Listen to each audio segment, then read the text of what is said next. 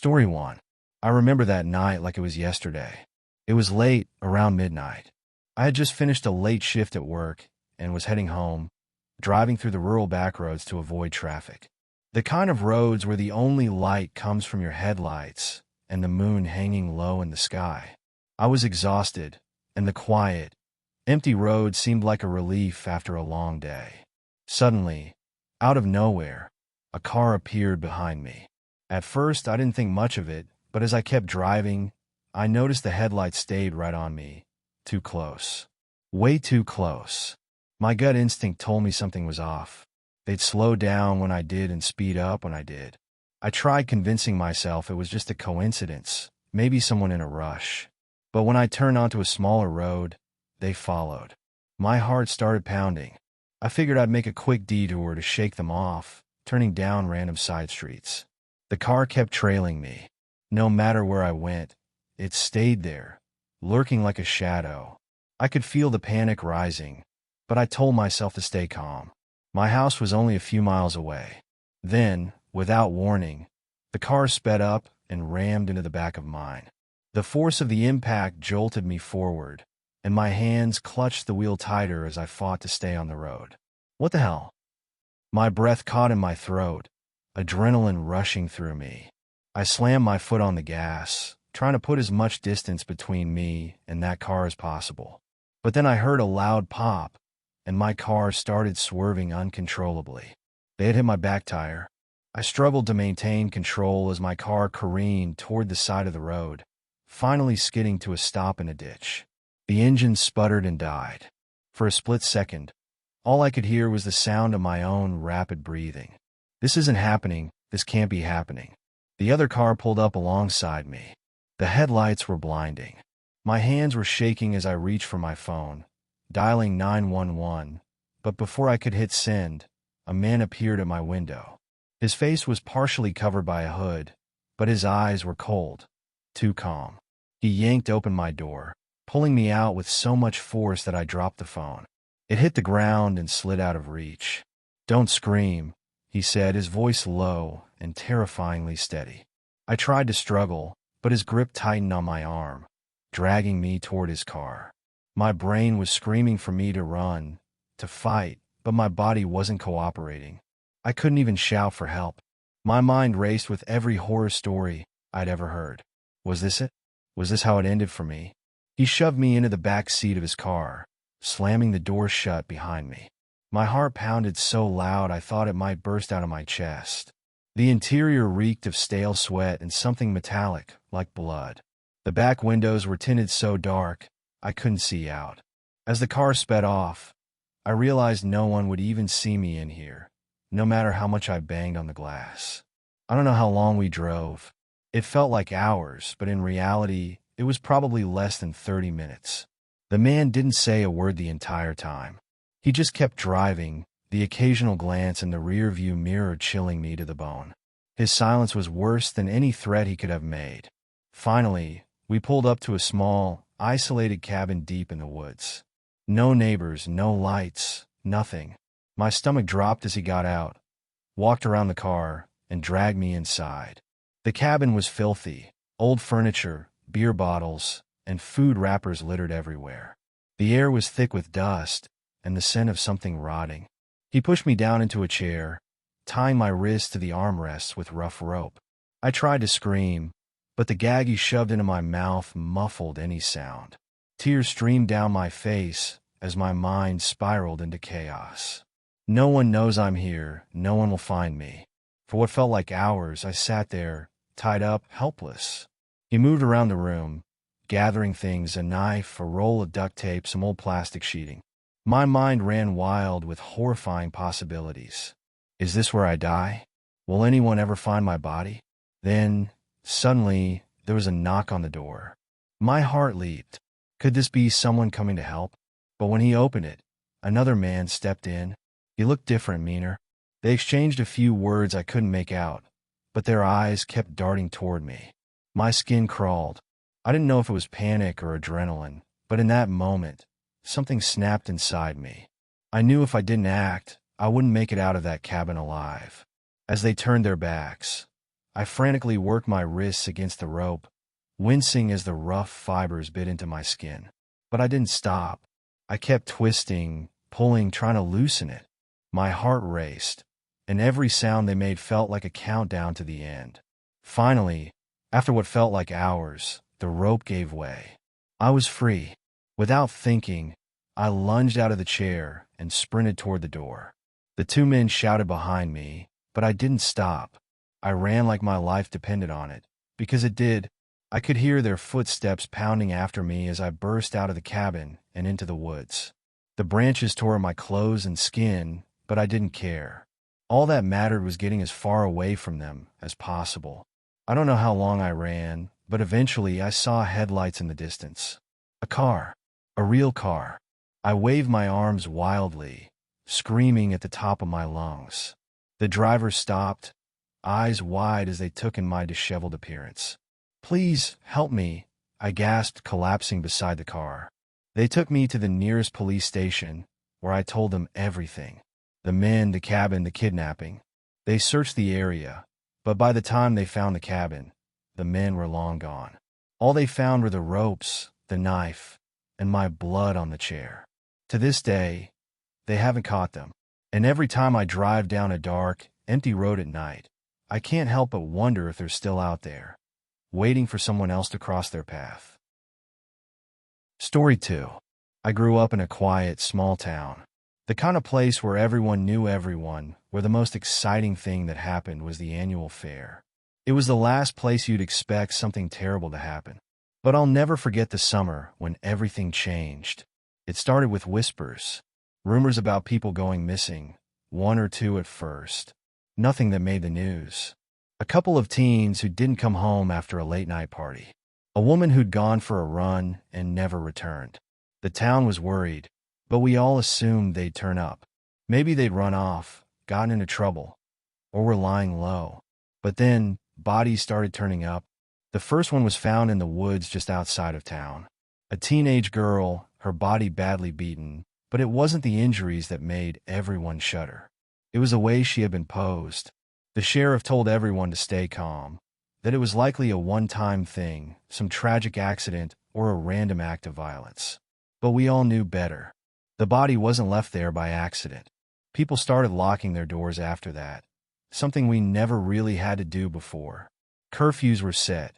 Kids weren't allowed to play outside after dark, and everyone became suspicious of everyone else. This wasn't the kind of place where serial killers existed. Or at least, we thought it wasn't. A few weeks later, another body turned up. This time it was a man, a local mechanic. They found him in an abandoned house on the edge of town, mutilated, with the same eerie positioning. His eyes were wide open, staring into nothing. The sheriff had no answers. Whoever was doing this was careful, leaving no evidence behind. No fingerprints, no DNA, nothing. Just bodies and fear. I remember the night it hit closer to home. My friend, Sarah, had been acting weird for days. She kept saying she felt like someone was watching her, especially at night. I brushed it off, thinking she was just paranoid like the rest of us. Everyone was on edge. But one night, she called me in a panic. "Something's not right, I swear," she whispered into the phone. "He's been outside my house for the past 2 nights." I froze. "What are you talking about?" "The serial killer, or whoever it is. I can feel him, watching me." Her voice trembled. "I've heard footsteps outside my window. Last night, I saw someone in the yard, just standing there." My blood ran cold.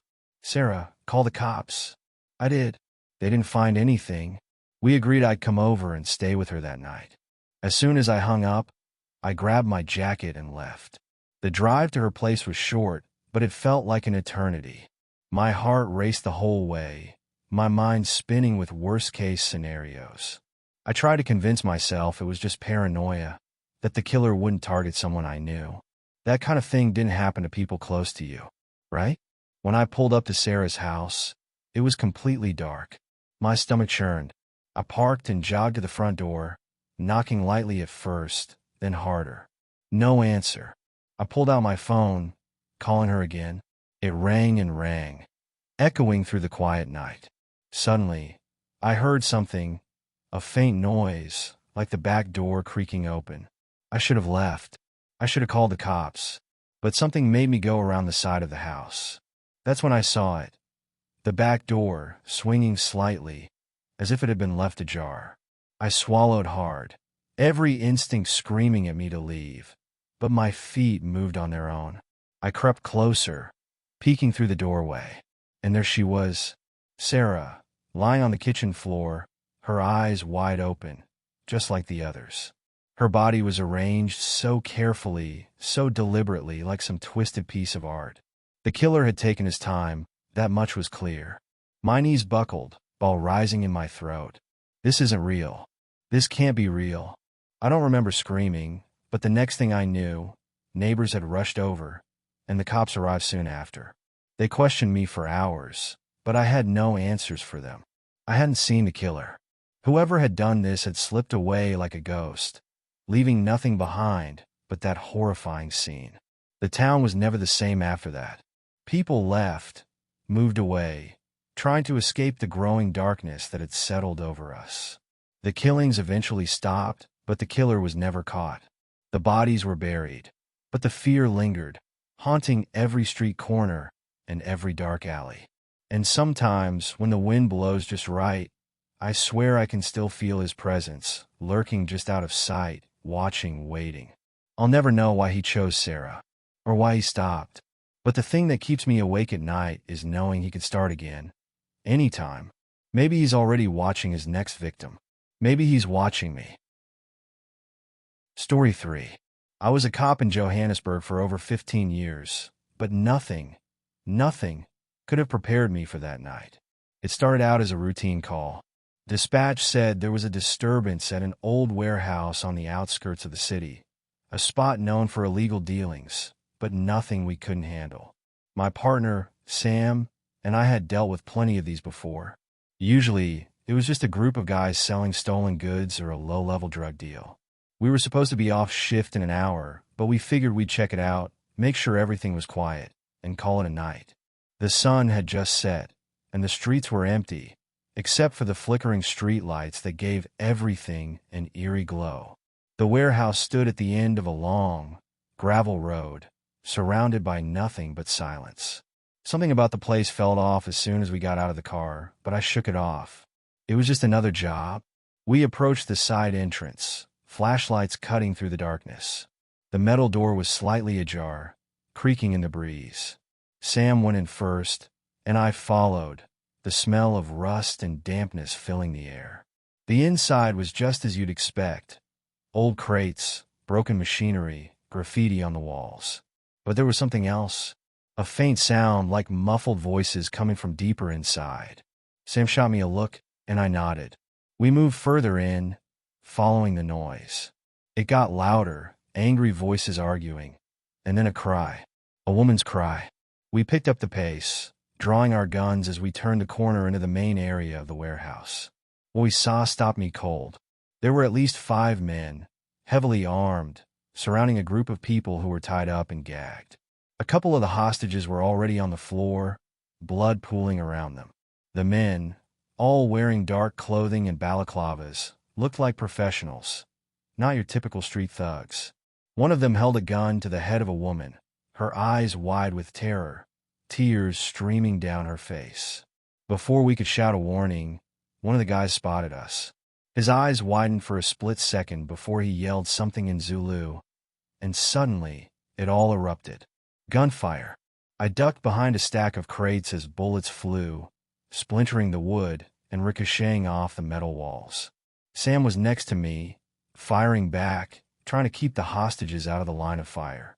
My heart was pounding so hard, I could barely hear anything over the deafening cracks of gunfire.